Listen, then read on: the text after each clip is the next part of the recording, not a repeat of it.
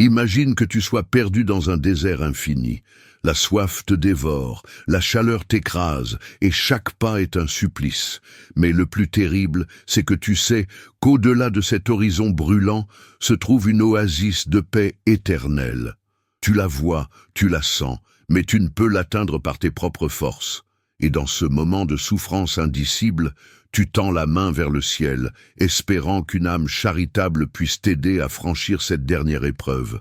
Cette souffrance, cette attente, cette espérance, c'est exactement ce que vivent en ce moment même les âmes de nos proches au purgatoire.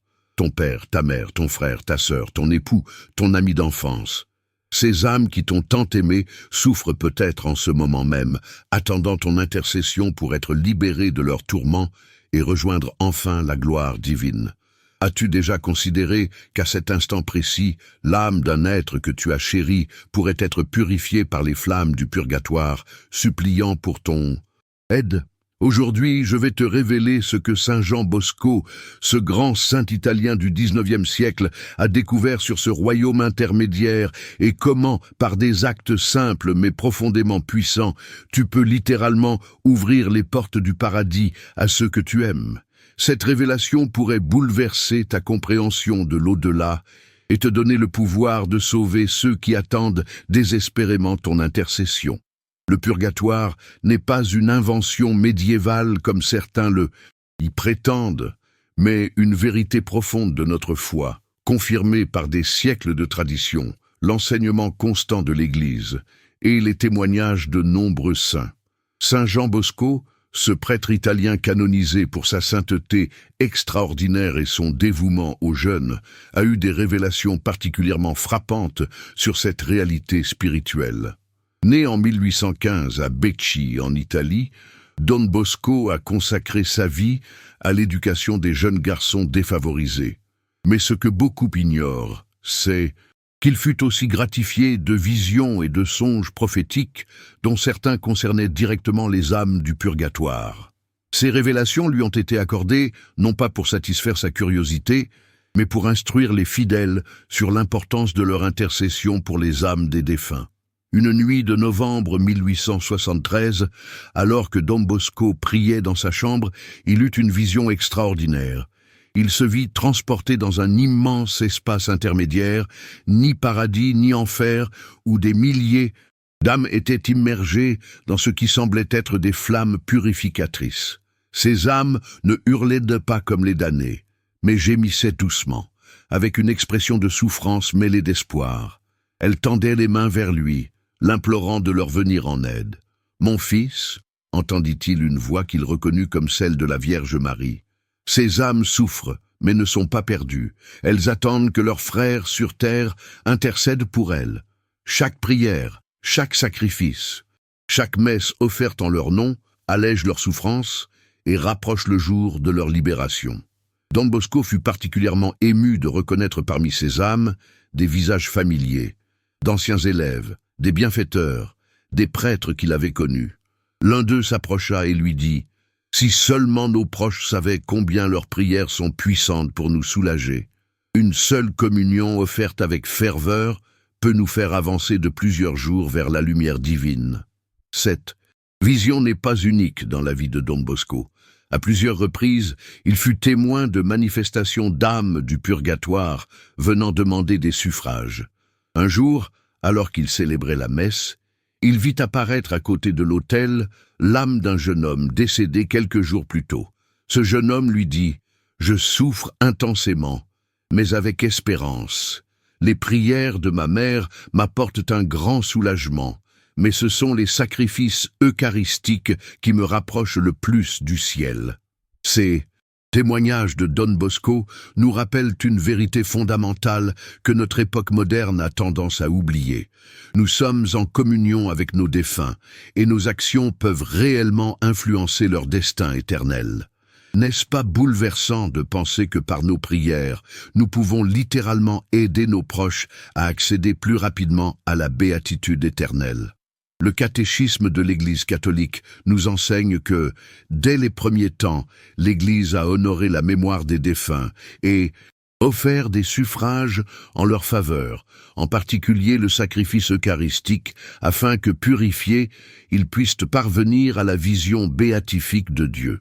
Cette pratique n'est pas une option pour le catholique fidèle, mais un acte de charité des plus essentiels.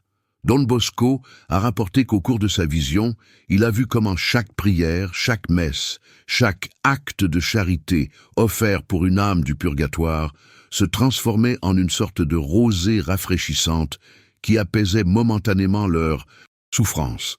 Mais plus impressionnant encore, il vit comment certaines âmes étaient littéralement soulevées hors des flammes purificatrices et transportées vers la lumière céleste grâce aux prières intenses de leurs proches.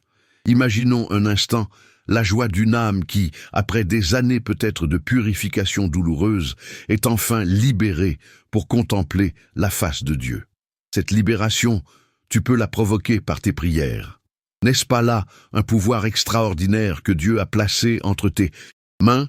Mais que disait précisément Don Bosco sur les moyens les plus efficaces pour aider les âmes du purgatoire? Ses visions lui ont révélé une hiérarchie des suffrages, certains étant particulièrement puissants pour soulager les âmes souffrantes. En premier lieu, Don Bosco insistait sur l'efficacité incomparable du saint sacrifice de la messe. Une seule messe offerte pour une âme du purgatoire, disait-il, peut la libérer instantanément, quelle que soit la gravité de ses fautes, si telle est la volonté divine. Il encourageait les fidèles à faire célébrer des messes pour leurs défunts, considérant cet acte comme l'expression la plus parfaite de la charité chrétienne. Un jour, alors qu'il priait pour l'âme d'un bienfaiteur récemment décédé, Don Bosco eut une vision où il vit cette âme entourée de flammes purificatrices. Après avoir célébré 3 messes consécutives à son intention, il revit cette âme, mais cette fois rayonnante de lumière, sur le point d'entrer au paradis. Grâce à tes messes, lui dit cette âme, ma peine a été considérablement réduite. Ce que j'aurais dû souffrir pendant des années a été condensé en quelques jours d'intense purification.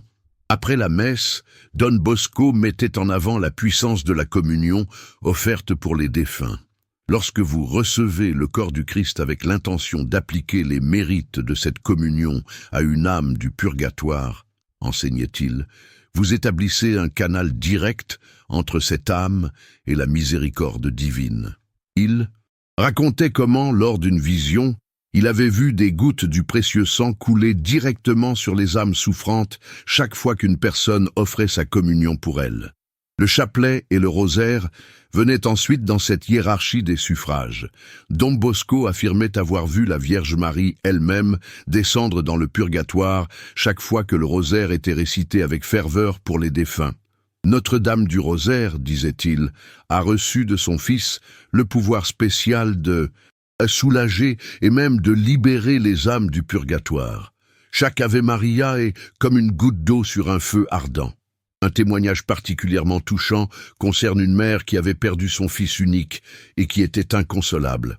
Venu voir Don Bosco pour trouver quelque réconfort, celui-ci lui conseilla de réciter quotidiennement le rosaire pour l'âme de son fils. 3 semaines plus tard, cette femme revint voir le saint, le visage transformé par la joie. Elle raconta que son fils lui était apparu en songe, rayonnant de lumière, et lui avait dit « Mère, continue tes prières, grâce à tes rosaires quotidiens, je m'élève progressivement vers le ciel, bientôt je serai complètement libéré. » Don Bosco mentionnait également l'efficacité des indulgences. L'Église, dans sa grande miséricorde, nous permet d'appliquer aux âmes du purgatoire les indulgences que nous gagnons par nos prières et nos bonnes œuvres. Une indulgence plénière appliquée à une âme du purgatoire, disait Don Bosco, peut la libérer immédiatement, à condition que toutes les conditions soient remplies avec une parfaite disposition du cœur. Il racontait comment, lors d'une de ses visions, il avait vu une âme s'élever soudainement vers le ciel, alors qu'un fidèle sur terre venait de gagner et d'appliquer une indulgence plénière à son intention. L'âme rayonnait d'une joie indescriptible, témoignait-il, et avant de disparaître dans la lumière divine, elle se tourna vers moi et dit « Dis à tous les fidèles, et combien les indulgences sont précieuses pour nous. Elles sont des clés qui ouvrent notre prison. Les actes de charité et les aumônes faits en mémoire des défunts possèdent également une grande valeur. Don Bosco enseignait que chaque acte de miséricorde accompli sur terre, en intention d'une âme du purgatoire, se transforme en consolation pour cette âme. J'ai vu, disait-il, comment un simple verre d'eau donné à un pauvre au nom d'un défunt se transformait en une ondée rafraîchissante sur cette âme souffrante. Un jour, un homme riche vint consulter Don Bosco, tourmenté par des apparitions nocturnes qu'il attribuait à l'âme de son père décédé. Don Bosco lui conseilla de distribuer une partie de son héritage aux pauvres, en mémoire de son père. L'homme suivit ce conseil et distribua généreusement aux nécessiteux. Quelques jours plus tard, il revint voir Don Bosco, apaisé et joyeux. « Les apparitions ont cessé, dit-il, et j'ai rêvé de mon père, non plus tourmenté, mais paisible et souriant, me remerciant pour ma charité qui avait allégé ses souffrances. Les mortifications volontaires et les pénitences offertes pour les âmes du purgatoire étaient également recommandées par Don Bosco, bien qu'il insistât sur le fait qu'elles devaient toujours être prudentes et proportionnées à l'état de santé de chacun. Un petit sacrifice offert avec amour, disait-il, vaut plus qu'une grande mortification accomplie par orgueil ou avec amertume. Il racontait comment une jeune fille, inquiète pour l'âme de sa sœur décédée subitement sans les sacrements, avait décidé de s'abstenir de tout aliment sucré pendant 1 an et d'offrir ce sacrifice pour sa sœur. 6 mois plus tard, cette jeune fille eut un songe où sa sœur lui apparut, rayonnante, lui disant « Ton sacrifice a été agréable à Dieu, je suis maintenant libérée et je prierai pour toi jusqu'à ce que nous soyons réunis au ciel. » Don Bosco soulignait aussi l'importance des prières spécifiques pour les défunts, comme l'office des morts, les psaumes pénitentiels et surtout la prière Requiem Aeternam, donnez-leur, Seigneur, le repos éternel et que la lumière perpétuelle les illumine. Cette courte prière, disait-il, répétée avec foi tout au long de la journée, peut grandement soulager les âmes souffrantes. Un aspect particulièrement touchant des révélations de Don Bosco concerne la gratitude des âmes libérées du purgatoire. Il affirmait que ces âmes, une fois au ciel, deviennent de puissants intercesseurs pour ceux qui les ont aidés. Une âme que vous avez contribué à libérer, enseignait-il, devient votre allié éternel devant le trône de Dieu. Elle ne cessera jamais d'intercéder en votre faveur. Il racontait comment un prêtre de ses amis, qui avait l'habitude de célébrer quotidiennement la messe pour les âmes du purgatoire, fut miraculeusement sauvé d'un grave accident. Alors que sa voiture allait s'écraser dans un ravin, il sentit comme des mains invisibles qui la retenaient et la ramenaient sur la route. Cette nuit-là, il eut une vision où des dizaines d'âmes lumineuses l'entouraient, lui disant « Nous sommes celles que tu as libérées par tes messes quotidiennes. Aujourd'hui, nous avons pu te rendre une petite partie de ce que tu as fait pour nous. » Don Bosco lui-même témoignait avoir été souvent aidé dans ses entreprises par l'intercession des âmes qu'il avait contribué à libérer. « Dans les moments les plus difficiles de la fondation de mes œuvres, disait-il, j'ai souvent senti leur soutien invisible, mais bien réel. Mais les révélations de Don Bosco comportaient aussi des avertissements. Il parlait avec tristesse de ces âmes qui restent longtemps au purgatoire, parce que personne ne prie pour elles. J'ai vu, disait-il, des âmes qui auraient pu être rapidement libérées, mais qui souffrent depuis des décennies parce qu'elles sont complètement oubliées par leurs proches sur terre. Il racontait avoir vu l'âme d'un homme riche qui avait laissé d'abondantes provisions dans son testament pour que des messes soient célébrées à son intention, mais dont les héritiers avaient négligé d'exécuter ses volontés. Cette âme lui apparut, désolée, disant « Je souffre doublement de la purification nécessaire et de la négligence de ceux que j'ai aimés et généreusement dotés. » Don Bosco mettait également en garde contre une conception trop légère du purgatoire. Contrairement à certaines idées modernes qui tendent à minimiser cette réalité, il insistait sur l'intensité des souffrances qui y sont endurées. Les peines du purgatoire, disait-il, ne sont pas légères. Elles sont proportionnées à la gravité des péchés commis et à l'attachement que l'âme avait pour ces péchés. La principale souffrance est l'absence temporaire de la vision béatifique de Dieu, que l'âme désire maintenant de toutes ses forces. Il comparait cette souffrance à celle d'un enfant séparé de sa mère, qu'il aime passionnément, mais avec une intensité infiniment plus grande. Imaginez, disait-il, la douleur d'un enfant qui voit sa mère à travers une vitre, qui tend les bras vers elle, qui l'appelle, mais qui ne peut la rejoindre à cause d'un obstacle infranchissable. Multipliez cette douleur par 1000 et vous aurez une faible idée de ce que ressent une âme du purgatoire. Don Bosco soulignait aussi que la durée du purgatoire varie considérablement selon les âmes et leurs attachements terrestres. Certaines âmes, disait-il, n'y passent que quelques instants, le temps d'un dernier perfectionnement avant d'entrer dans la gloire. D'autres y demeurent des années, voire des siècles, selon la gravité de leurs fautes non expiées et l'intensité de leur attachement aux choses terrestres. Il racontait avoir vu l'âme d'un prêtre, pourtant vertueux et zélé durant sa vie, qui devait passer un temps considérable au purgatoire à cause de sa négligence dans la célébration de la liturgie. Chaque geste précipité, chaque parole sacrée prononcée sans la révérence due, expliquait cette âme à Don Bosco, est maintenant pour moi une source de souffrance purificatrice. Une autre âme, celle d'une femme pieuse, lui révéla qu'elle était retenue au purgatoire, principalement à cause de son goût immodéré pour les parures et les vêtements luxueux. Ce qui semblait si insignifiant sur terre, disait-elle, apparaît maintenant dans sa vraie dimension, un attachement désordonné qui détournait mon cœur de Dieu. Ces témoignages nous invitent à une profonde réflexion sur nos propres attachements et sur la nécessité de nous en détacher progressivement, afin de réduire notre temps de purification après la mort. Don Bosco encourageait vivement les fidèles à pratiquer le détachement volontaire dès cette vie, affirmant que chaque renoncement librement consenti sur terre équivaut à des jours, voire des semaines de purgatoire épargnés. Mais, au-delà de ces aspects effrayants, Don Bosco insistait sur l'aspect miséricordieux du purgatoire. « N'oubliez jamais, disait-il, que le purgatoire est une invention de l'amour divin. C'est parce que Dieu nous aime infiniment qu'il a créé ce lieu de purification, sans lequel beaucoup d'âmes ne pourraient jamais accéder à la vision béatifique. » Il comparait le purgatoire à un bain purificateur qui, malgré sa douleur, prépare l'âme à la joie indicible de la présence divine. Les âmes du purgatoire, affirmait-il, malgré leur souffrance, sont remplies d'une espérance et d'une joie que nous ne pouvons concevoir sur terre. Elles savent avec certitude qu'elles sont sauvées et que chaque instant les rapproche de l'union parfaite avec Dieu.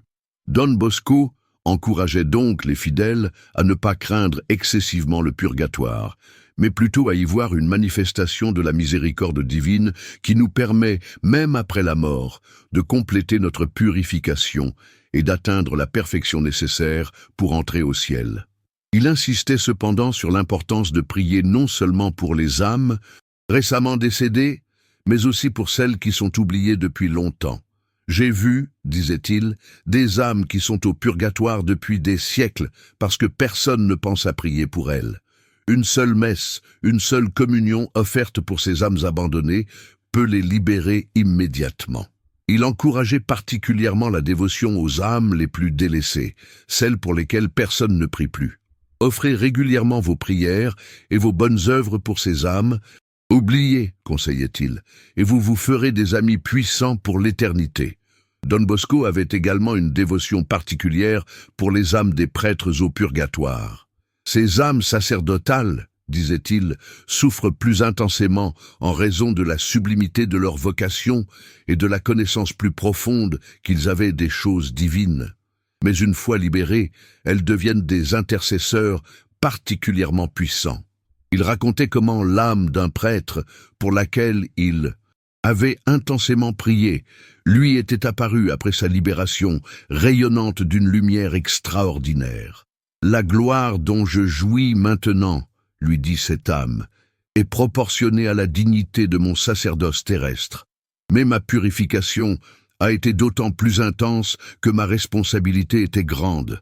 Merci pour tes prières qui ont abrégé mon temps d'attente. » Don Bosco encourageait aussi les fidèles à se préparer dès maintenant à leur propre purgatoire, en vivant saintement et en profitant des indulgences que l'Église met à notre disposition.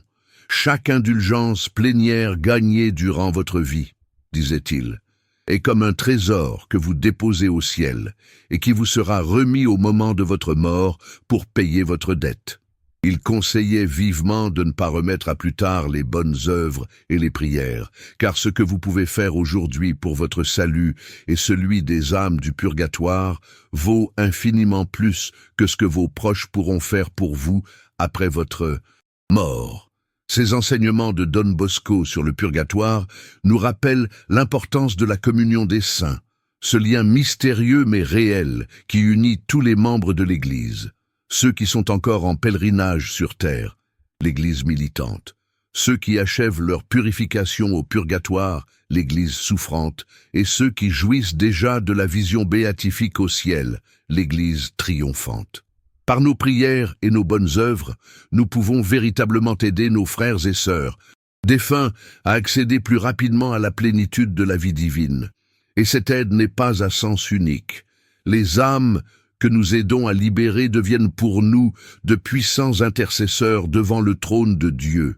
Alors que pouvons-nous faire concrètement, à la lumière de ces révélations de Don Bosco, pour aider nos proches défunts?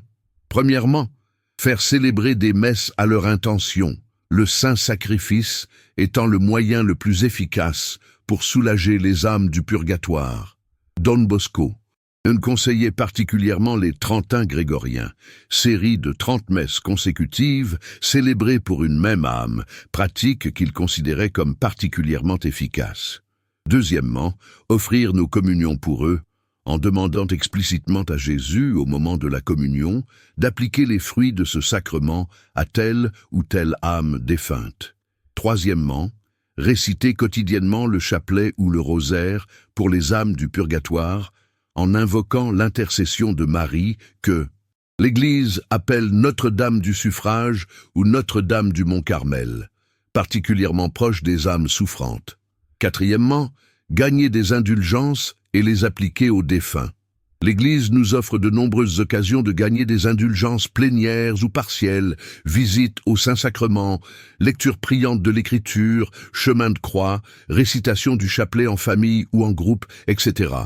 Cinquièmement, pratiquer des œuvres de miséricorde, corporelles et spirituelles, en mémoire des défunts. Chaque acte de charité accompli en leur nom leur apporte un soulagement. Sixièmement, accepter avec patience et offrir pour les âmes du purgatoire les souffrances inévitables de la vie quotidienne. Maladie, contrariété, échec, etc. Ces petites croix, offertes avec amour, ont une grande valeur rédemptrice. Septièmement, ne pas oublier la prière simple mais efficace, Requiem aeternam dona eis, Domine, et Lux perpetua luceat eis. Donnez-leur, Seigneur, le repos éternel, et que la lumière perpétuelle les illumine, que l'on peut réciter plusieurs fois par jour, notamment en passant devant un cimetière ou en apprenant le décès d'une personne.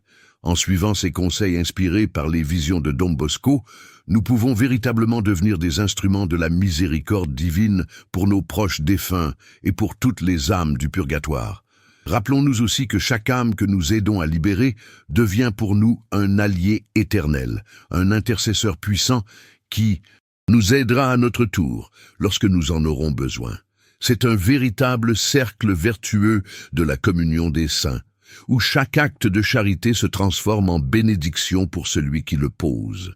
Notre foi catholique nous enseigne que la mort n'est pas une fin, mais un passage, et que les liens d'amour qui nous unissaient à nos proches durant leur vie terrestre ne sont pas rompus par la mort, mais transformés et même renforcés dans le Christ. Par nos prières pour les défunts, nous maintenons vivante cette communion d'amour qui transcende les frontières de la mort. Don Bosco nous invite aussi à méditer fréquemment sur notre propre mort et sur le purgatoire qui pourrait nous attendre. Non pas pour nous effrayer stérilement, mais pour nous inciter à vivre plus saintement dès maintenant, à nous détacher progressivement des affections désordonnées, à profiter des moyens de sanctification que l'Église met à notre disposition. Chaque péché confessé et absous durant cette vie, disait-il, est un temps de purgatoire épargné. Chaque communion reçue avec ferveur purifie l'âme et diminue son attachement aux choses terrestres. Chaque acte de charité renforce en nous l'amour divin qui est la clé du ciel. Puissent ces enseignements de Don Bosco sur le purgatoire raviver en nous la conscience de notre responsabilité envers nos frères et sœurs défunts, et nous inciter à une plus grande ferveur dans nos prières et nos sacrifices pour eux.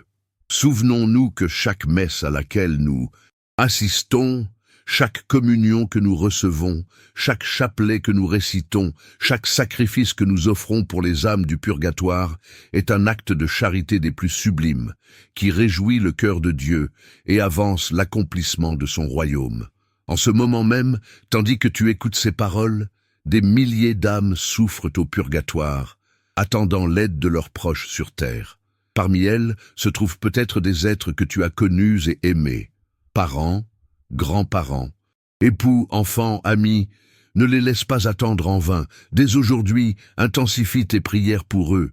Fais célébrer des messes à leur intention. Offre tes communions, tes rosaires, tes sacrifices pour alléger leurs souffrances et hâter leur entrée dans la gloire. Et n'oublie pas que ce que tu fais pour eux aujourd'hui, d'autres le feront pour toi demain, lorsque ton heure sera venue de franchir le seuil de l'éternité. Car tel est le mystère merveilleux de la communion des saints, un cercle d'amour et de prière qui nous unit tous dans le Christ, par-delà les frontières de la mort. En terminant, je voudrais te rappeler ces paroles de Don Bosco. Si tu savais combien les âmes du purgatoire sont reconnaissantes envers ceux qui les aident à se libérer, elles ne cessent jamais d'intercéder pour leurs bienfaiteurs. Elles les protègent dans les dangers, les assistent dans les tentations, les consolent dans les épreuves. Et quand ces bienfaiteurs arrivent à leur tour au purgatoire, ces âmes reconnaissantes redoublent leurs supplications pour les faire entrer rapidement dans la gloire. Que cette promesse t'encourage à redoubler de ferveur dans tes prières pour les défunts, assuré que chaque effort en leur faveur se transformera pour toi en bénédiction dans cette vie et dans l'autre. Si ce message t'a touché et que tu souhaites approfondir ta connaissance des révélations de Don Bosco et des moyens d'aider les âmes du purgatoire, ne manque pas notre prochain vidéo qui apparaît maintenant sur ton écran. Clique sur la carte et découvre comment les apparitions de Notre-Dame du Mont-Carmel ont révélé un moyen puissant de libérer des centaines d'âmes chaque jour par un geste simple mais profondément efficace.